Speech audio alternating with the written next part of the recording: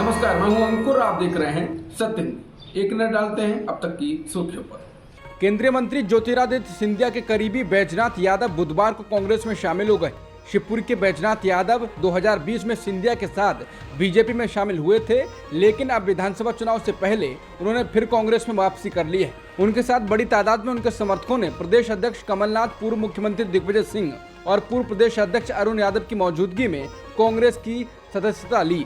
बैजनाथ का कहना है कि वो ज्योतिरादित्य सिंधिया के साथ बीजेपी में गए थे, मगर उन्हें वहां घुटन महसूस हो रही थी, लिहाजा उन्होंने वापस लौटने का फैसला किया है। कांग्रेस के पूर्व अध्यक्ष अरुण यादव ने अपने और बैजनाथ यादव के पारिवारिक रिश्तों को याद किया। साथ ही दावा किया कि अनेक बीजेपी के नेता कांग्रेस में आने की तैयारी में हैं। आने वाले समय में सिंधिया के साथ गए लोग कांग्रेस में वापस आ जाएंगे और अकेले सिंधिया बीजेपी में रह जाएंगे। 23 जून को विपक्षी दलों की बैठक से पहले नीतीश कुमार ने लोकसभा चुनाव के समय से पहले होने की आशंका जताई। उन्होंने बिहार सरकार के एक कार्यक्रम में बोलते हुए अधिकारियों से विकास कार्य जल्द से जल्द पूरे करने के निर्देश देते हुए कहा कि कौन सी चीज कब शुरू हो जाए ये कोई नहीं जानता है। उन्होंने कहा कि अगले साल चुनाव हो ये जरूरी नहीं है, कोई ठिकाना है पहले ही चुनाव हो जाए, इसलिए तेजी से काम करिए, हमें अच्छा लगेगा, लोगों को खुशी होगी।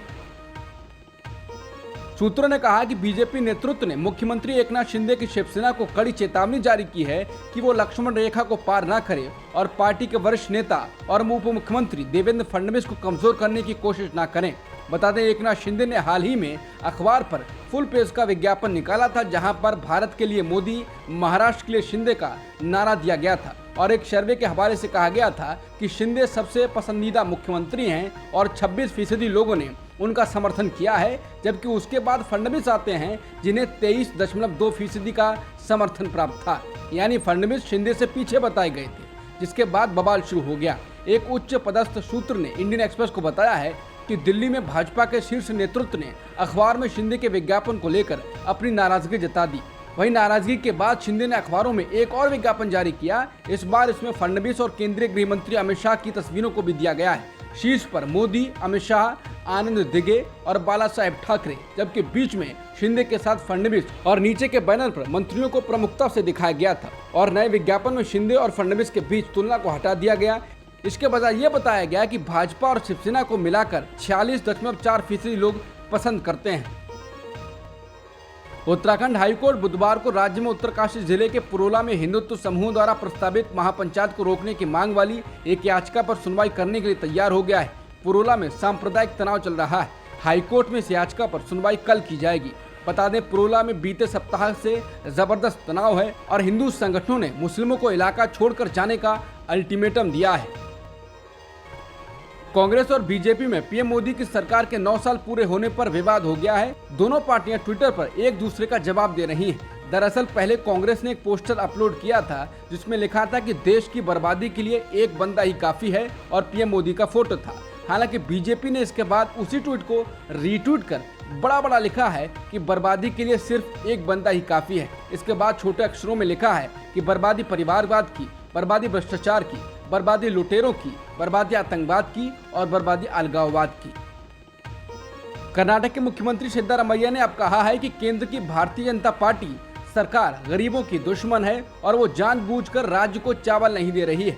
उन्होंने कहा कि राज्य सरकार फूड कॉरपोरेशन ऑफ इंडिया से चावल सीधे खरीदना चाह रही है, लेकिन केंद्र सरकार ने एफसीआई को इसकी इजाजत देने से इनकार कर दिया है। सिद्धरामैया ने कहा कि कर्नाटक सरकार अपनी अन्न भाग्य स्कीम के तहत फूड कॉरपोरेशन ऑफ इंडिया से ये चावल खरीदना चाहती है ताकि वो गरीबी रेखा से नीचे रहने वाले परिवारों को 10-10 किलो चावल दे सके। उन्होंने कहा कि राज्य के पास चावल का जितना स्टॉक है उस हिसाब से हर परिवार को 5-5 किलो चावल ही दिया जा सकता है। बाकी का चावल राज्य सरकार एफसीआई से 3,400 रुपए प्रति क्विंटल के हिसाब से खरीदना चाहती है। सिद्धरामैया ने कहा कि 12 जून को फूड कॉरपोरेशन ऑफ इंडिया ने कर्नाटक को 2,80,000 मीट्रिक टन बेचने का वादा किया, लेकिन 13 जून को केंद्र सरकार ने एफसीआई को लिखा कि ओपन मार्केट सेल्स स्कीम खत्म कर दी गई है। सिद्धरामैया ने आरोप लगाया कि केंद्र सरकार ने अपनी नीति में सिर्फ इसलिए बदलाव किया ताकि कर्नाटक को चावल न मिल सके। उन्होंने कहा कि अब इस बात में कोई शक नहीं रह गया है कि केंद्र की भाजपा सरकार गरीब विरोधी है। कांग्रेस नेता राहुल गांधी कर्नाटक के मुख्यमंत्री सिद्धरामैया और राज्य के उप मुख्यमंत्री डीके शिवकुमार और कर्नाटक कांग्रेस प्रदेश कमेटी के खिलाफ मानहानि के एक मामले में बेंगलुरु की एक अदालत ने समन जारी किया है। मामले की सुनवाई के लिए 27 जुलाई की तारीख तय की गई है। कोर्ट के समन के मुताबिक सभी आरोपियों को तय तिथि पर कोर्ट में पेश होना होगा। बता दें, बीजेपी की राज्य इकाई के सचिव एस केशव प्रसाद ने 9 मई को ये केस दायर किया था। उनका दावा है कि कर्नाटक प्रदेश कांग्रेस कमेटी के विज्ञापनों में किए गए कथित झूठे दावों की वजह से बीजेपी की छवि को नुकसान पहुंचा है। कर्नाटक विधानसभा चुनाव के दौरान 5 मई 2023 को केपीसीसी ने प्रमुख अखबारों में एक विज्ञापन जारी किया था, जिसमें यह दावा किया गया था कि उस समय की बीजेपी सरकार कथित तौर पर 40% करप्शन में शामिल है और पिछले 4 सालों में राज्य के खजाने से 1.5 लाख करोड़ की लूट की गई है। भारतीय कुश्ती महासंघ के निवर्तमान अध्यक्ष ब्रजभूषण शरण सिंह के खिलाफ यौन उत्पीड़न के मामले में दिल्ली पुलिस गुरुवार यानी 15 जून को चार्जशीट फाइल कर सकती है। इस बीच ब्रजभूषण सिंह ने कहा है कि जब चार्जशीट फाइल होगी और जब उचित समझा जाएगा तब बोला जाएगा। उन्होंने कहा कि चार्जशीट फाइल होने दीजिए, मुझे अभी कुछ नहीं कहना है। हरियाणा में एक दिन पहले एमएसपी की मांग को लेकर चल रहा किसानों का धरना खत्म हुआ है, जिसके बाद बुधवार को कुश्ती संघ के पूर्व अध्यक्ष ब्रजभूषण की गिरफ्तारी की मांग पर खाप पंचायतों ने हरियाणा बंद किया है। हालांकि खाप पंचायत के द्वारा दिल्ली रोहतक हाईवे पर भारी जाम लगाया हुआ था, जिसे अब खोल दिया गया है। कई घंटे के जाम के बाद झज्जर के उपायुक्त शक्ति सिंह ने खाप पंचायत से बात की, जिसके बाद उन्होंने आश्वासन दिया कि 3 दिन में मुख्यमंत्री से बात करके इसका हल निकलवा दिया जाएगा। वहीं किसान नेता रमेश दलाल ने कहा है कि हम अपना धरना समाप्त कर रहे हैं, क्योंकि डीसी झज्जर शक्ति ने कहा है कि सरकार हमारी 25 मांगों को लेकर अगले 3 दिनों में हमसे बातचीत करेगी। हमारी मांगों में संदीप सिंह का इस्तीफा, ब्रजभूषण की गिरफ्तारी, एमएसपी गारंटी और अन्य शामिल हैं। ऑस्ट्रेलिया के बाद अब अमेरिका में भी पीएम मोदी के दौरे से पहले नरेंद्र मोदी पर बनी बीबीसी की विवादित documentary India the Modi question दिखाई जाएगी। बता दें, इससे पहले ऑस्ट्रेलिया में मोदी के दौरे के दौरान बीबीसी डॉक्यूमेंट्री दिखाई गई थी। वहीं अब अमेरिका में 2 मानवाधिकार संगठनों ने बीबीसी की डॉक्यूमेंट्री की स्क्रीनिंग करने का ऐलान किया है। रॉयटर्स की रिपोर्ट के मुताबिक ये स्क्रीनिंग अमेरिका के वॉशिंगटन में की जाएगी। 2 हिस्सों में आई ये डॉक्यूमेंट्री 2002 में हुए गुजरात दंगों के जांच का दावा करती है। इस डॉक्यूमेंट्री में गुजरात के तत्कालीन सीएम रहे नरेंद्र मोदी की भूमिका को संदिग्ध तौर पर दिखाया गया है। ह्यूमन राइट्स वॉच ने इसकी घोषणा करते हुए कहा, ये डॉक्यूमेंट्री मोदी के दौरे से ठीक पहले इसलिए दिखाई जा रही है ताकि लोगों को यह पता चले कि डॉक्यूमेंट्री को भारत में बैन कर दिया गया है। ह्यूमन राइट्स वॉच और एमनेस्टी इंटरनेशनल ने पीएम मोदी के दौरे से ठीक पहले 20 जून को डॉक्यूमेंट्री की स्क्रीनिंग रखी है। डॉक्यूमेंट्री की स्क्रीनिंग में सांसदों, पत्रकारों, विश्लेषकों को आमंत्रित किया गया है। पीएम मोदी का अमेरिका दौरा 21 जून से शुरू हो रहा है, जो 24 जून तक चलेगा। बता दें, मोदी सरकार की ओर से बीबीसी की इस डॉक्यूमेंट्री को एजेंडा आधारित प्रोपेगेंडा बताया गया था और देश में बैन कर दिया गया था।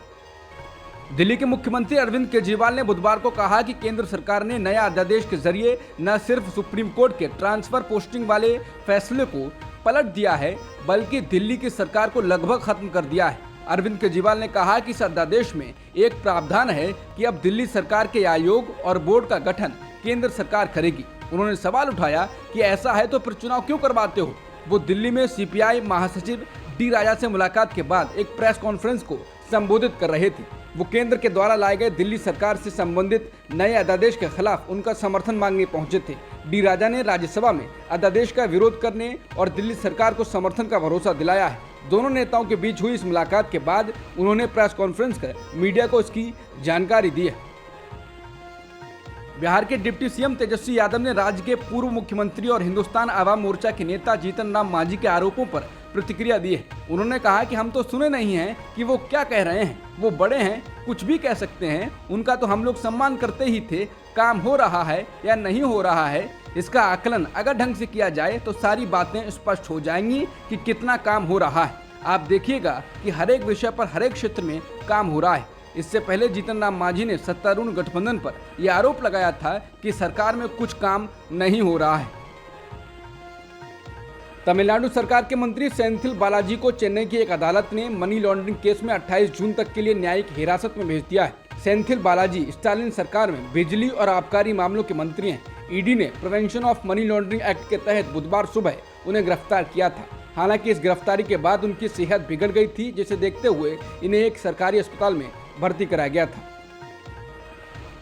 अपने मंत्री की गिरफ्तारी के बाद तमिलनाडु के सीएम एम स्टालिन ने केंद्र सरकार के खिलाफ जबरदस्त हमला बोला है। स्टालिन ने कहा कि 2024 में जनता इसका जवाब देगी। स्टालिन ने इसी बहाने विपक्षी एकता पर जोर दिया है। स्टालिन ने गिरफ्तार मंत्री बी सेंथिल बालाजी से अस्पताल में जाकर मुलाकात की। डॉक्टरों ने सेंथिल की बाईपास सर्जरी की जरूरत बताई क्योंकि उनकी नसें ब्लॉक हैं। स्टालिन ने एक बयान जारी कर कहा कि ईडी के अधिकारियों ने पूछताछ के दौरान सेंथिल बालाजी को इस हद तक परेशान किया कि उन्हें सीने में दर्द हुआ। स्टालिन ने कहा कि सेंथिल बालाजी जांच अधिकारियों के साथ सहयोग कर रहे थे, लेकिन उन पर इतना दबाव डाला गया कि उनके सीने में दर्द होने लगा। मुख्यमंत्री ने कहा कि इतनी लंबी जांच की क्या जरूरत थी जब उनके मंत्री अधिकारियों के साथ सहयोग कर रहे थे। स्टालिन ने पूछा, क्या ईडी अधिकारियों को ऐसे अमानवीय कार्रवाई की छूट है? मुख्यमंत्री ने कहा कि जो भी मामला है, सेंथिल बालाजी कानूनी रूप से इसका सामना करेंगे।